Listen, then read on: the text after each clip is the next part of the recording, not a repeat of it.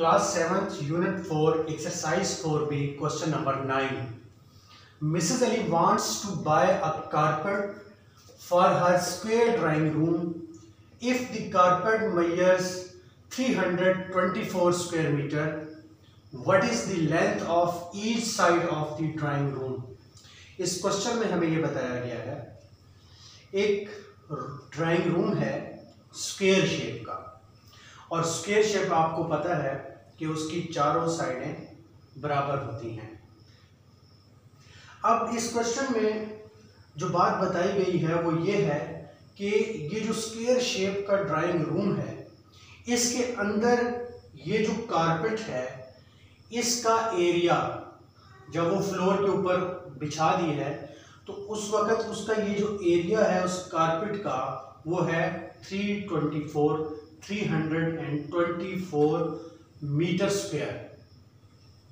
ये वो एरिया है उस कारपेट का।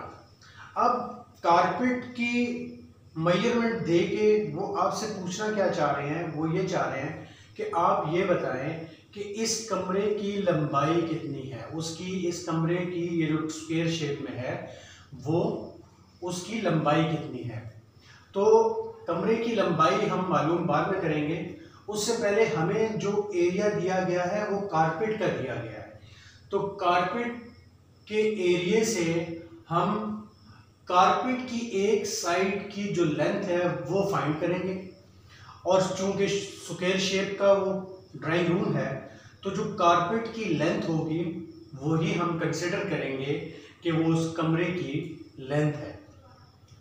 तो अब चलते हैं जी, क्वेश्चन को हल करते हैं। जो चीज़ हमें गिवन है वो हमने लिख दिया, area of a carpet 324 metre square, length of a carpet हमने पहले फाइंड करनी है। पहला स्टेप है हमें वो जो एरिया दिया उस कारपेट का, उससे हम कारपेट की एक साइड की लेंथ हम फाइंड करें।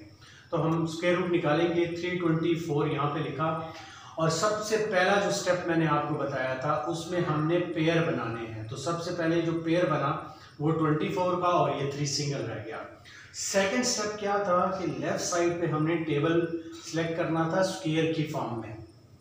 तो स्क्वायर में 3 को अब डिवाइड करने के लिए हमारे पास एक ही पेयर है, 1 into 1, 1 × 1 आंसर 1 आया, 3 में से 1 निकाले तो 2, और 24 जो है वो हमारे पास पेयर्स में नीचे उतर गया।